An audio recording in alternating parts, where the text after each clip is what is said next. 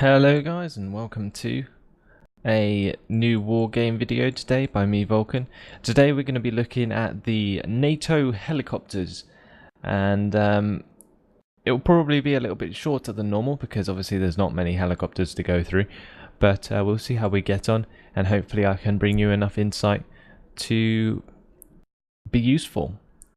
So first of all, we got the Cobras. Now, like I said in the last episode, these are extremely good for countering the weasels. And they come with two rocket pods, two sets of rocket pods. Now, basically, their ammo is really good. This 38 rockets for the Hydras can really seriously do a lot of damage. The accuracy of 4, HE power of 1, does do a lot of damage against unarmored vehicles, like the weasels, for example. And HE just tears shit up. They're really good against infantry.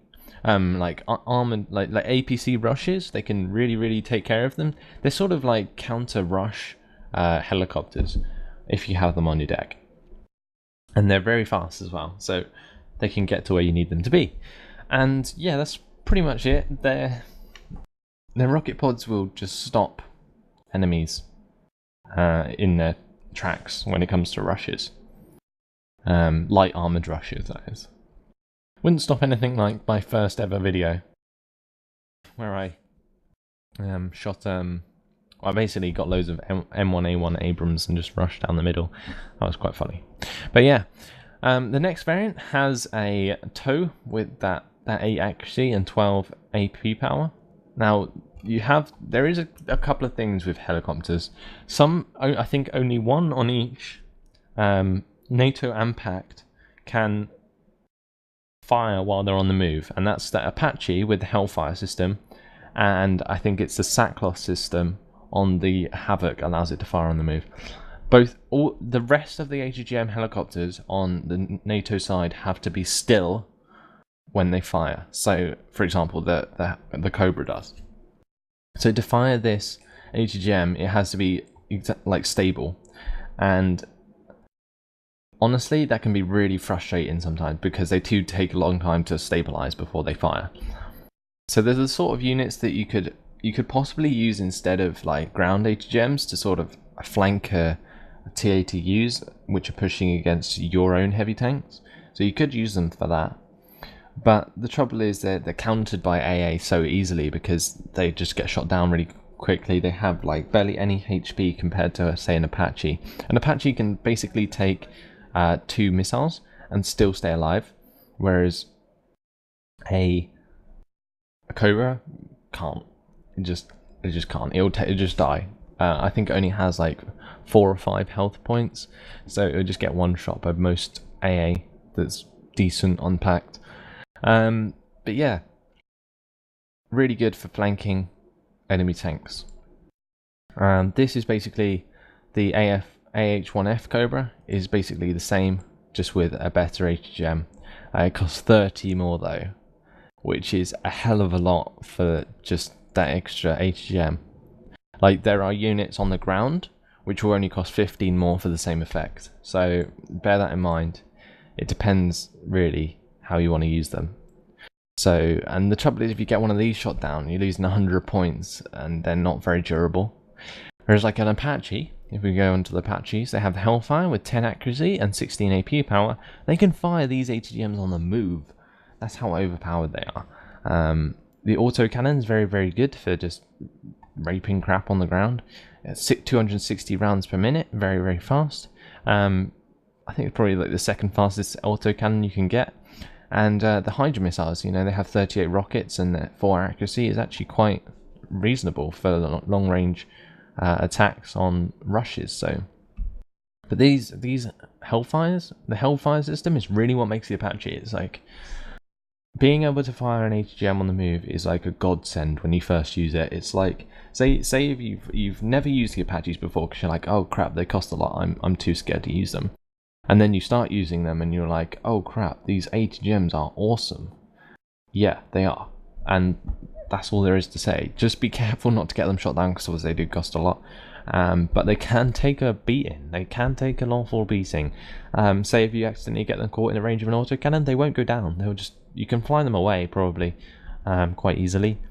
The only thing you have to be worried about is either books or chaparrals, depending on who you're playing. So yeah, books obviously potential to one hit these things. I think they have, yeah, but they don't often. You'll often find that if you get hit by a book, there'll be like 1 health left, so it'll give you a chance to run away before they fire again, but be very, very careful. Now, yeah, that's about it for that. Then we got the BO-105P PA-1. Now this is just an ATGM helicopter, has to be stilled fire. No real difference to the Cobras. I've never bought it because I've never felt it's necessary. It's too slow. For a helicopter, actually is not good enough. The next variant, if you want 9 accuracy and 15 AP power, is a Hot 2. You've got, I would just much rather bring in like the AH-1E Cobra because they have those Hydra rockets on them, whereas these don't even have anything else. Like the good thing about the AH-1E Cobra is they have this Gatling cannon, rocket pods, and an ATGM. These BO-105Ps don't even have any of the other armaments, they just have ATGMs. And it makes them very, very sort of single. Like, the thing with helicopters, you need them to be sort of versatile to be useful. Because if you bring them in for one purpose and then that one purpose is gone, they're completely useless. Whereas, with ground units, because they're cheap, it doesn't matter if you bring them in for a specific role. Helicopters are more expensive, obviously. It does matter, and especially when you're spending 55 points onto an ATGM helicopter that's probably going to get shot down before it can even fire. Now the Chinook, you've got the speed. Basically, it's just a transport helicopter. It doesn't have any armaments. Same with the Dornier 205. These are just potentials to bring in with infantry. You've got the Gazelle cannons. Now, I always bring in at least, well, I say always, not so much recently because I've been playing Pact, but when I'm playing NATO, I always bring in like a couple or maybe 4 Gazelle cannons to go with my recon helicopters, and then my recon helicopter will push forwards, and if I spot anything like a leading command vehicle or any light armored vehicles, then I can literally snipe them with this Gazelle cannon. It basically has quite a good auto cannon, 187 rounds per minute. Not much ammo, so be careful, but it never really runs out, and if it does, you can literally zip it back to base with this 350 km/h speed, because that is very, very, very fast. Yeah, it's good. It's awesome. It's really good for supporting those early pushes. Also, what's this really good for is attacking enemy aircraft. Now, because it's cheap, it only costs 25, the original variant, it can attack enemy helicopters really, really well. So say if you bring, somebody's got, say, a Havoc, you bring in 4 of these for 100, and their Havocs cost 165.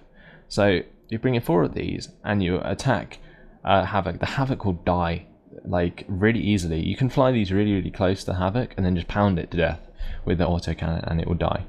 That's a good thing about these cannons, they can fire at both air units and ground units really effectively. Now the Hot version, again, it's one of those sort of useless ATGM vehicles, but I have like used it before. I have bought it in. They're sort of like filling the same role as the AH-1E Cobra, but for like almost half the price. So yeah, you're saving yourself a lot of money there. And for the same role, and they're really, really fast. 370 km/h. They can get into a position to flank enemy tanks really, really easily. Although this accuracy is not exactly reliable, to be honest. The Lynx AH-1 and the Lynx AH-7 only really bring them in with infantry again, then they're just support vehicles. This one has rocket pods, but it's one of those ones that you bring in with paratroopers or SAS, and then the rocket pods are there to just support them while they're on the ground. Now the Lynx AH-1 tows, however, I used to use these quite a lot. When I used to play with one of my friends, he used to love these vehicles. The Lynx AH-7 tow 2s have this crazy tow 2 with an AP power of 15, and I think that's more than the ground the tows, because yes, because it's a tow 2 rather than an ITOW. It does that extra 15, well, that 15 AP power can really damage heavily armored tanks, and this is the sort of HGem unit you want to bring in if they're sporting very heavy units. It's incredibly powerful at taking out heavy tanks, although I would much prefer to bring in a Apache with the Hellfire system. That's what I've been doing recently. But then if you don't want to spend that many points and you've got these on your deck, then you can bring these in instead. Just realize that they're only good for one role, and helicopters are better if they're versatile and they can attack multiple ground units, whereas these could only attack vehicles and can get caught out very easily by enemy anti-air because they don't have much health.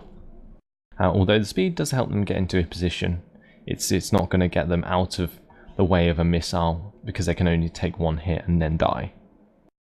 Now the OH-58CS, now this is the only AA helicopter on the NATO side, like specifically rolled for that. So it's only got a SAM missile, which is for enemy aircraft, and yeah, it's basically only a unit that you would ever use if you are countering somebody else's airplay.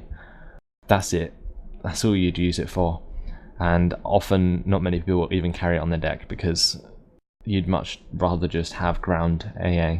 But say if somebody's annoying you with a recon helicopter, you could maybe bring in one of these to shoot it down if it's worth quite a lot, like a MI9 or something. Just bear in mind that it only does 4 HE power, so it takes 3 missiles to shoot down an MI9. So yeah, be wary of that. Most packed helicopters I think have 5 health, and it only does 4 HE power, so you need a couple of missiles to hit. And the accuracy, although it's 8, you'd be surprised how often they don't hit. So yeah, be careful of that. Now the Pumas, again, just resupply helicopters. Well, not resupply helicopters, either the transport versions for infantry. And then you've got the Hogs. The Hogs are... The trouble is with the Hogs, they don't cost a lot, which is a good thing. But they're so slow. 175 kilometers per hour for a helicopter is just abysmal. That's like 70 kilometers per hour faster than the Fuchs. It's not even much. You've got 3 variants. You've got the Hog, the Heavy Hog, and the Gunship. The Gunship's not really used very often compared to the Heavy Hog. The Heavy Hog's the one that's really used because this grenade launcher is actually really good, and the rocket pods can do a serious amount of damage against rushes. Say if you're getting rushed right back up to your base and you have these on your deck, then you can push them out and really do some damage. But I don't know, they just seem so pointless. The only time I've ever used these is in my air domination strategy, where I kind of needed them because I wasn't really using any ground forces, so they really just made up for the damage that I needed to do to stun the enemy while my Apaches took care of the rest. So yeah, they're only really good for stunning. They won't really take out anything except from infantry with a grenade launcher. The Hogs only come with rocket pods, so always go really for the Heavy Hogs if you're going to use them, because this grenade launcher is actually a lot better than it seems. The Gunship doesn't even have that rocket. That doesn't even have the spam rockets or the grenade launcher. It just has the rocket pod with less rockets, and then the Gatling cannon, which isn't even that great. And then last of all, you got the Hueys and the Black Hawk. Again, just infantry transport vehicles. So there you go, guys. That is, bloody hell, the entire armory of the NATO side gone through one by one, every single unit in the last few tutorials. So I seriously hope you guys have found this useful, because otherwise it's been kind of pointless, and it has taken me a very long time. I don't really plan this, I just sort of go through it and I talk about every unit from my own experience. So I hope you guys can appreciate that, and hopefully it's been really useful. So that's been the helicopters for the NATO side, and thanks for watching. I hope you've enjoyed it, and I'll see you in the next one. Goodbye.